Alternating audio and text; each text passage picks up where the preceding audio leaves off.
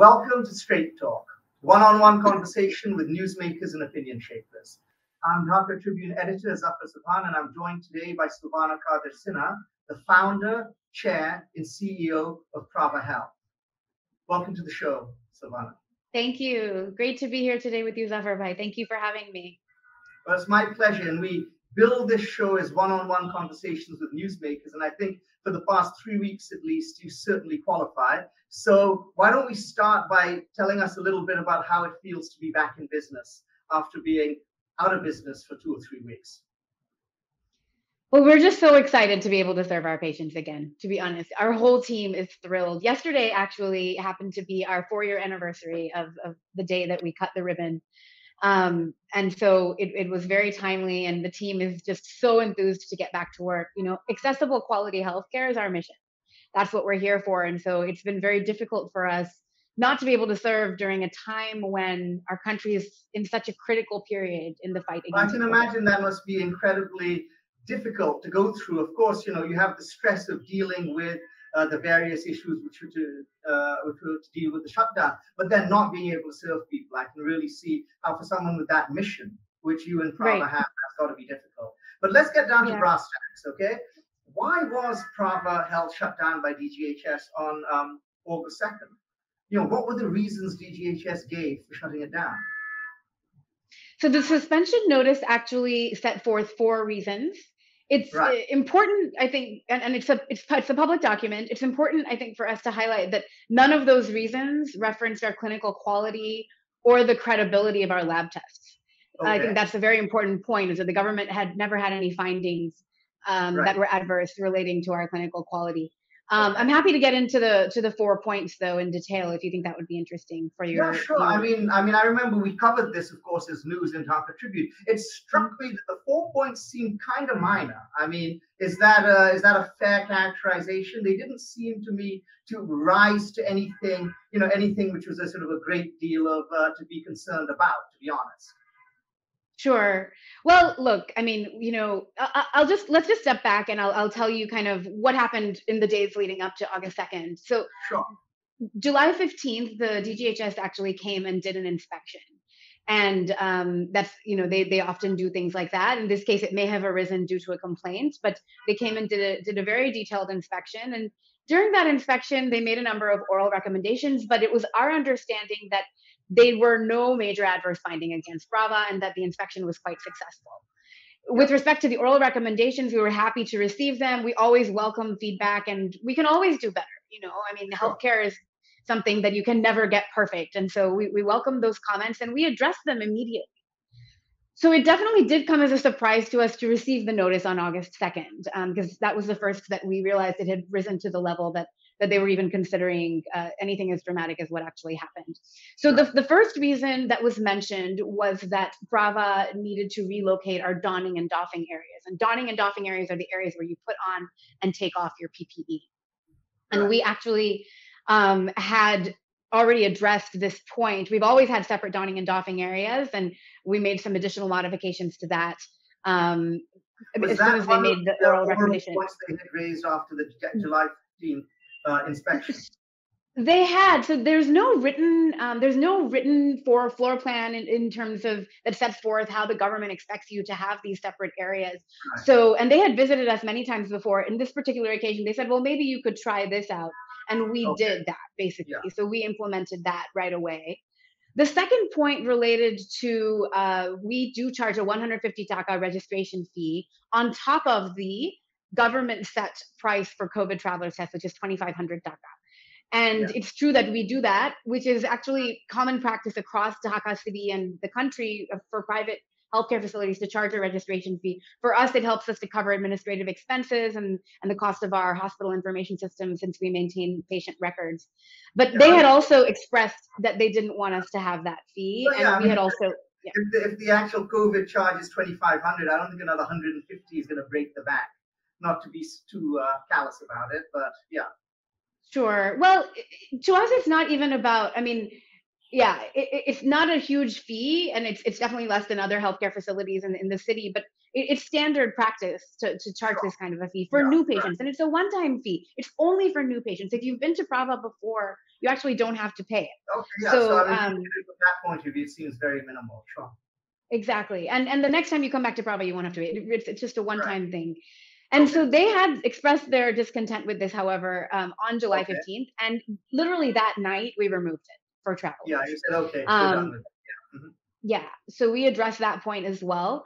The third point was that they wanted to see MBBS doctors signing off on reports. This point is a little more nuanced. It was our understanding, according to the previous government directives, that immunologists and virologists can sign off on COVID reports. And that is actually happening in labs all over Dhaka city.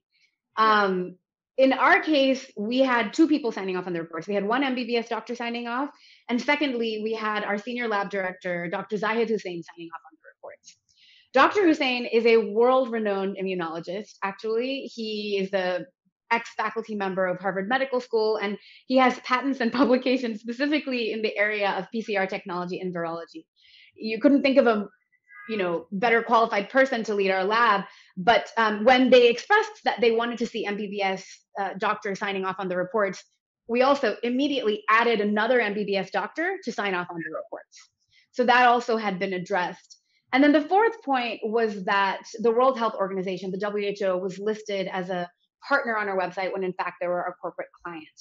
And we addressed the wording on our website again as soon as they made the point. And since that time, we've also provided written documentation to the government of all of the corporate clients who are represented on our website. Okay. And what strikes me is, again, I'm speaking as a layman, not a medical health professional, as a journalist.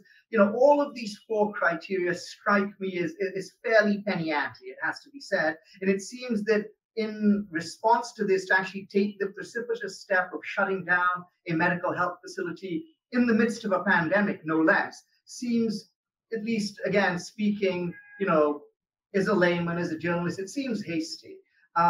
Did that surprise you? And did you get advance notice that this was going to happen? What was the process by which actually Praava was sort of shut down? And, did you have time to prepare yourselves? Do you have time to prepare your clients? How did that work? No, we had absolutely no advance notice. We were served the notice on our facility at around 4:45 p.m. on August 2nd. We informed our patients within the next few hours and started calling them actually to tell them that many patients had bookings over the following few days. So we had no advance notice. Exactly, I would presume people make bookings days in advance. So let's say someone is due to come in the next day, they're just out of luck.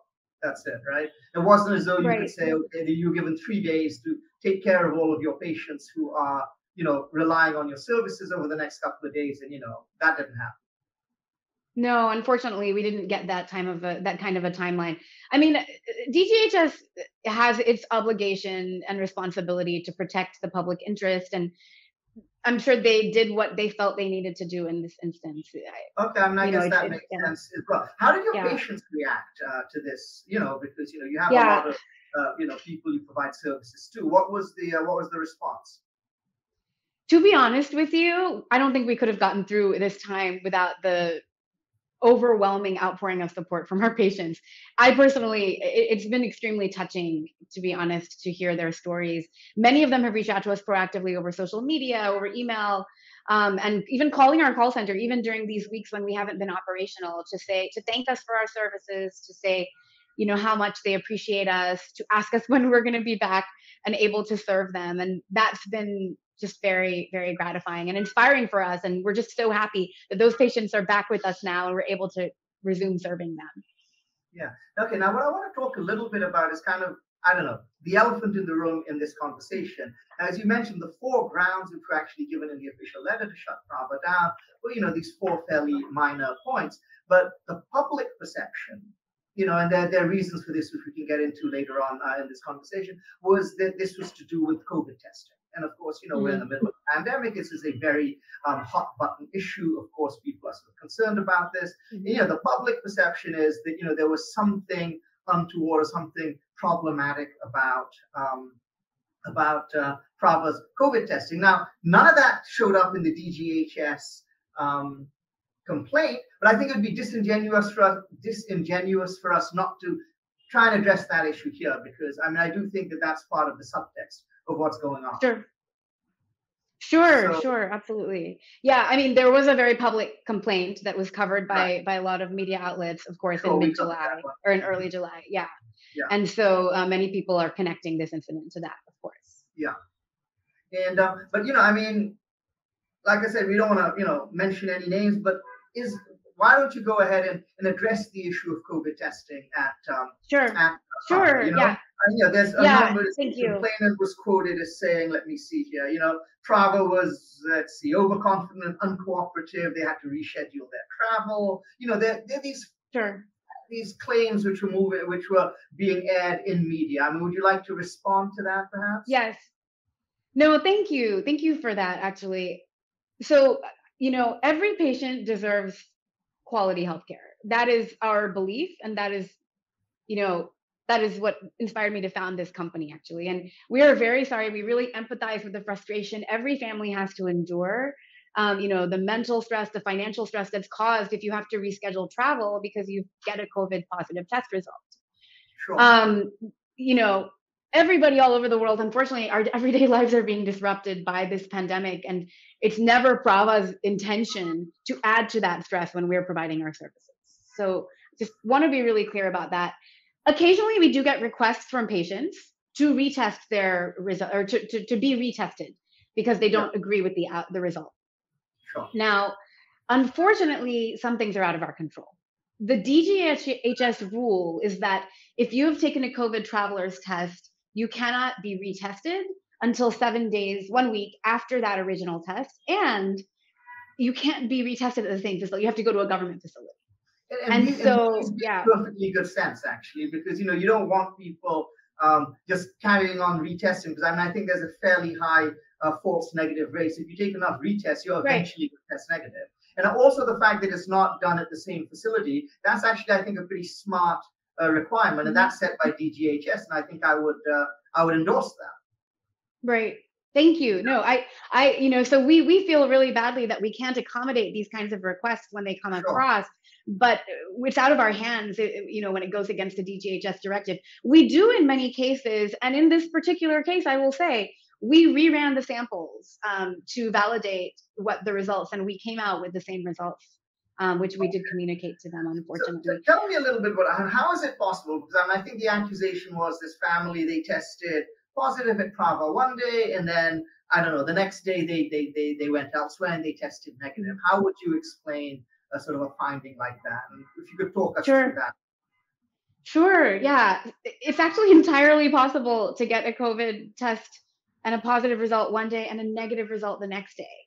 The viral load shifts within our bodies even over the course of a few hours, and our scientists can explain this better than me, but in layman's terms, it's like a bell curve, and you can actually, have a high viral load at one point in time and then get a test even 6-8 hours later and get a different result, unfortunately. So getting a test done later the same day or the next day, it's not the way you validate, and it's not the way you can validate whether your result was a false positive. The only way you can be sure that a result is a false positive is if you collect multiple samples at the exact same time. Right. So a lot of people throw this term around, false positive, without really understanding it, unfortunately. And what are the 40 to 50 false positives are a thing, right? What is the rate of false positives of COVID tests and false negatives as well? If you could talk us through that a little, that would, I think, help clear things up a little. Thank you. Yeah, thank you. Global data and the best scientists in the world are saying that false positives are dramatically less likely than false negatives. So the false positive rate is up to 2%. Up to 2%. If you get a positive result, there's up to 2% chance that might be a false positive. If you get a negative result, there's an up to 30% chance that might be a false negative. Okay, so basically, if unfortunately, positive and then negative, there's a dramatically greater chance that, assuming that one of the tests is wrong, and as you say, it might not be, it might just be the difference in the time period, but assuming one of the tests is wrong, there's a dramatically greater chance that it's the negative test, which is wrong rather than the positive. It's 15 times, if my math is correct. Yeah. That's right. And it's hard to tell patients that. Nobody wants to give a patient the news that they're COVID positive, but we're not responsible for that, actually, to be honest. I mean, we're responsible for the quality of our test, but my point is people don't make decisions about the results. The machine makes the decision. And the Right. machines that we use in our lab are actually the world's best machines for this type of PCR testing. We have one of our machines is a Roche machine, the other is Thermo Fisher. And the reagents we use are also the ones that are recommended by the government of Bangladesh and even the European Union. So, it's a machine generated report, and we certify it. We make sure that all the processes were followed that needed to be, and we share it with the patient. And it's never something that thrills us to give that patient the news that they're COVID positive. Right. No. Well, okay. Let me just say though that we alluded to this one case which was discussed fairly widely in the media. But again, if I could put it to you, there've been a number of other individuals, who believe that COVID test results, positive results of Praava, are not accurate. It's not that this is the only one. I mean, Sure. is that something which you must have heard this as well? How do you react to that? Is it possible that there is an issue with how Praava tests COVID? Is it possible there could be some weight to these accusations or these complaints?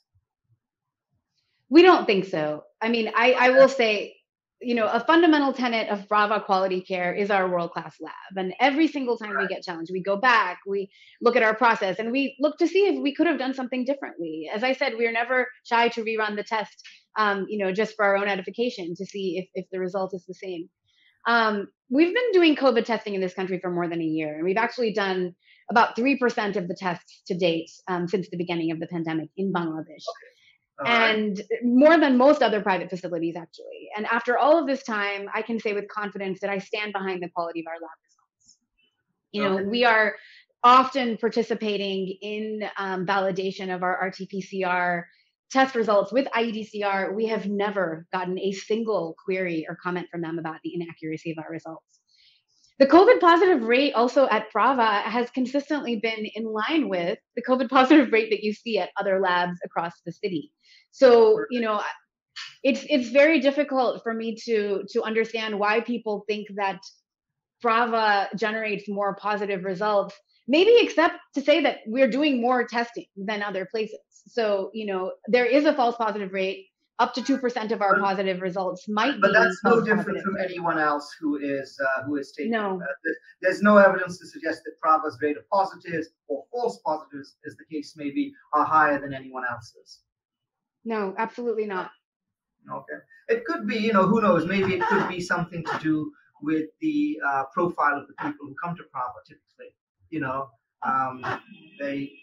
It may be that certain segments of society are talking to one another a little bit more, and that could have an impact on their perception. It could be an issue of perception. What about the test? You mentioned, of course, that you stand behind and you say that Praava's COVID testing is absolutely state of the art. It's very, very accurate. It's very good. How does that compare? I mean, are other facilities using the same processes that Praava are using, or are their facilities a little bit different? I mean, I just as a layman, again, if you could talk me through that. Is it possible that your instruments are more sensitive and pick up stuff which perhaps other tests do not? It is possible. I mean, I really don't want to say, I haven't visited all of the other labs, right? And so I really don't want to say anything about the other labs in the city. But I know with confidence that our labs have a high degree, our tests and the reagents that we use and the machines that we use generate a high degree of sensitivity to pick up on the viral load. And we think that's a good thing. The reason that you test is so that you can identify it. Obviously, if you're someone who's about to travel, you're taking the test. No one, as you said, no one wants to test positive, but if you're going to err on the side, you want to err on the side of greater sensitivity rather than less sensitivity. All right. I mean, absolutely. It would be a disaster, of course, if it was the other way around. I think, is inconvenient as it is to actually be tested positive for COVID and all of the inconvenience, the negatives that come associated with that. What would be far more worrisome is if you actually have any number of people who are testing for COVID who have COVID and that's not being caught. Right. That would be much, much more worrisome. Yeah. Right, which is why I think the government rule that we talked about earlier makes sense, right? To wait a week, because they're Yeah. erring on the side, yes, there might be 2% false positives, but let's give it a week so that this person who might have COVID doesn't get on a plane and spread the virus. I think that's Right. a And better that's choice from a public health perspective. okay. And now that I have, let me put you even further on the spot and say, how can you be sure? And how can you be sure that there's, no risk of contamination, samples during sample collection, transportation back and forth to the lab? Talk us through a little bit about what gives you that level of confidence. So no medical facility can ever guarantee to you that there is absolutely a guarantee 100% that there's no contamination of the samples. Yeah. What we can tell you is that we are ensuring and enforcing all of the protocols and processes possible to minimize the risk of that contamination.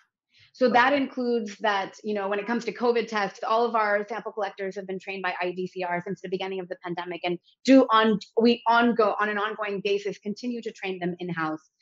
We maintain sterile environment to protect the sanctity of the samples when they're en route to the lab. We constantly, are applying international biosafety protocols for the handling of viral material. And we also actually use positive and negative controls that can pick up, external viral contamination into the samples. So these are some of the things that our lab does to minimize the risk of that contamination. Okay. All right. And now you've mentioned you report COVID data to DGHS, right? I mean, I presume everyone has it. Are you doing any other COVID-related research? Yeah, thank you for that question. Yeah, we actually have recently ramped up some of our research activities, and we are actually doing some genomic testing, genomic sequencing analysis of our COVID positive samples to see what kind of variants we're seeing in our patient populations. I think we're one of the only private labs that's investing in that activity, but there's such a limited understanding of the variants in this part of the world that we think it's important to invest in that activity. Sure. And is that work you're doing in partnership or in collaboration with DGHS? How does that work? We're actually partnering with CHRF, which is a Gates Foundation and Chan Zuckerberg funded lab. Yeah. Sure.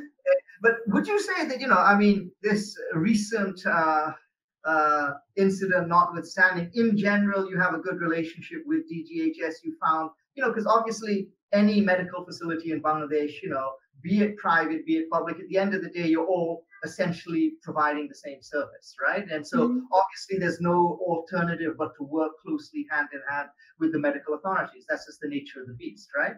Of course, yes. And we have traditionally had a very, very good relationship with DGHS, and we hope that we can build on that, and come back from this incident.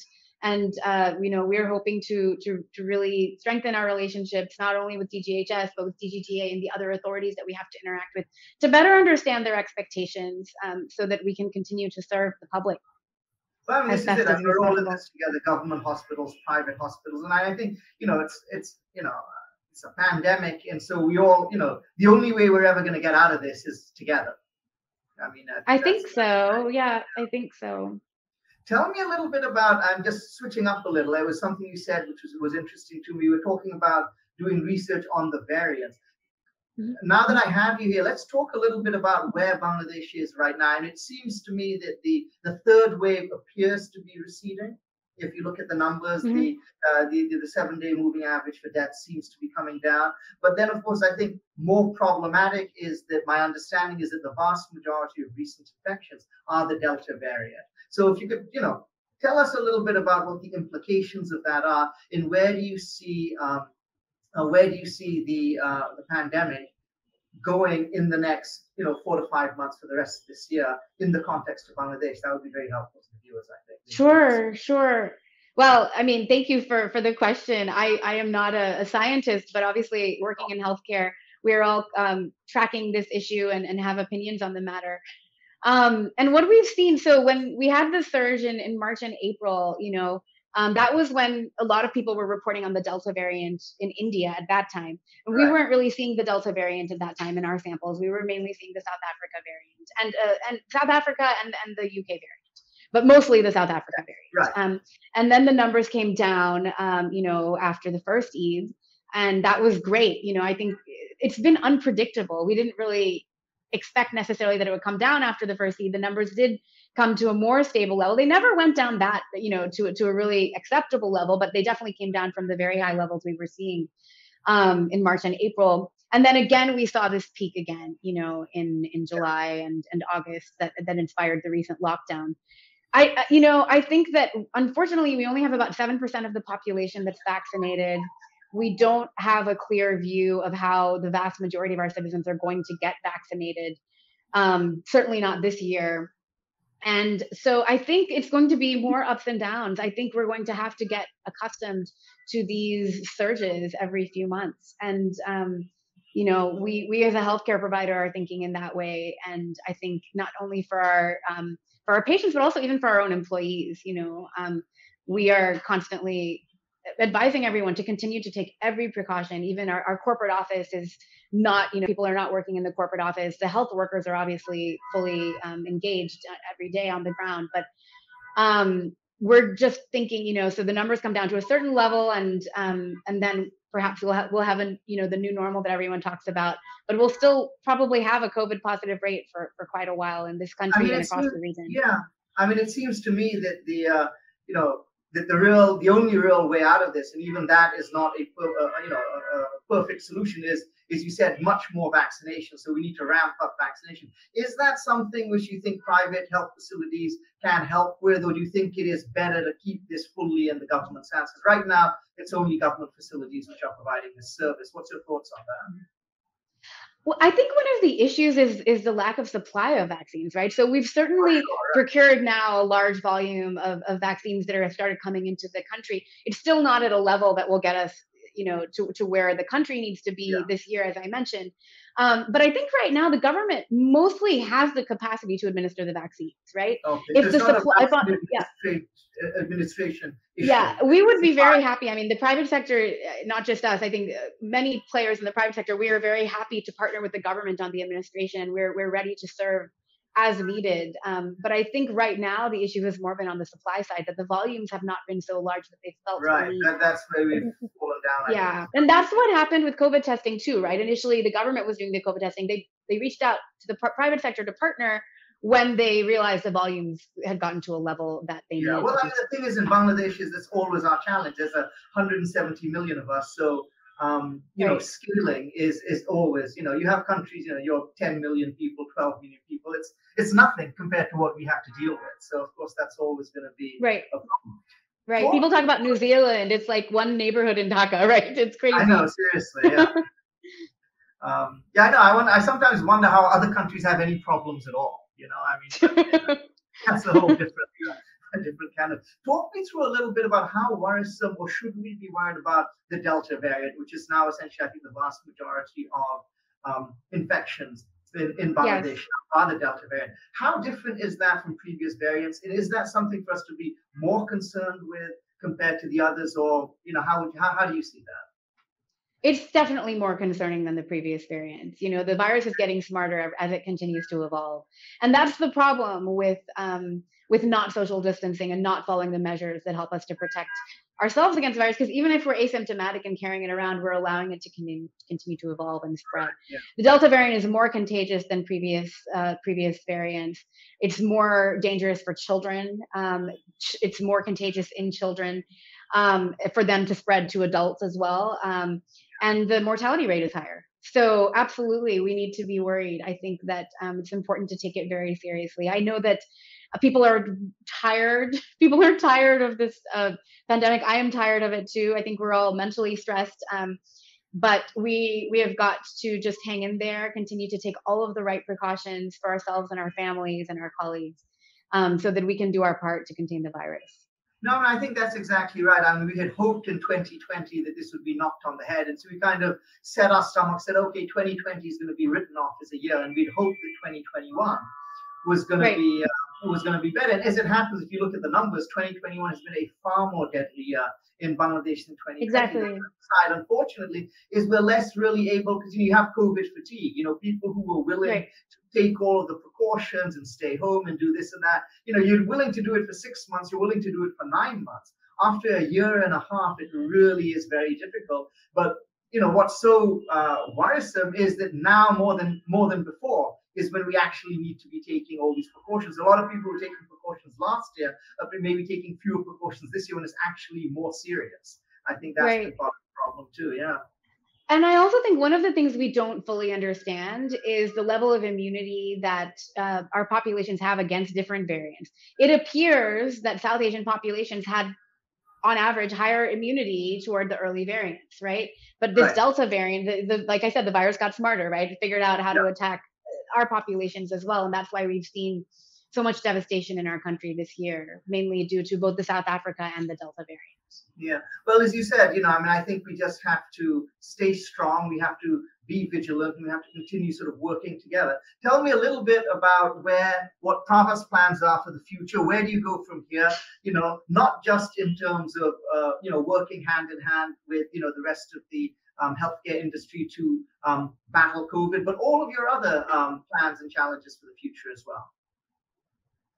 Thank you. So we opened our doors 15 hours after the government told us that they were lifting the suspension on us, and so we're really focused on serving our patients and auditing, improving our patient experiences and journeys, and hopefully paving the way to serving and growing our community for many years to come. I will share something with you, Zafar Bhai, that I don't know that a lot of people know about me personally, but I'm American. I was born and raised in the United States, and I moved to Bangladesh for the first time in my life 6 years ago by myself to start this company. And it's because I was inspired by the need for quality healthcare. So, that is what we are committed to building, is accessible quality healthcare. There's more people in Bangladesh dying due to lack of access to quality healthcare than lack of access alone. And there are a lot of people who are coming at the problem from the lens of technology, and there's a lot that can be done there, but the quality problem will never be solved by technology alone. So that's why I actually made the choice personally as a startup founder to take a longer road to invest in building quality infrastructure and technology to address this problem of high quality healthcare. And so that's what we are really double down and focus on. We are just getting started. We had our 4-year anniversary yesterday. We hope we'll be here for 40 or maybe even 400 years into the future, serving our country and contributing to what we believe should be a healthier and better future, for all of us. Okay. Well, thank you. I think that's a great note to end this conversation on. I personally, and many people I know, we're very glad that Praava is back in business. My family has been using your facilities with a great deal of satisfaction for a long time, and I know many other people have. And, at this time of a pandemic, I think it's all hands on deck. So I think just as a general rule, as a general understanding, I think everyone's happy to see Praava back in business. Hopefully, all of us together, we can work together, we can overcome this pandemic, because as you say, it's still quite a long road ahead of all of us. So glad to have Praava back on the front lines. Thank you so much, Sylvana. Thank you so much. Thank you for having me. And, I hope that your family stays healthy, but we're here for you whenever you need us. Of course. Thank you.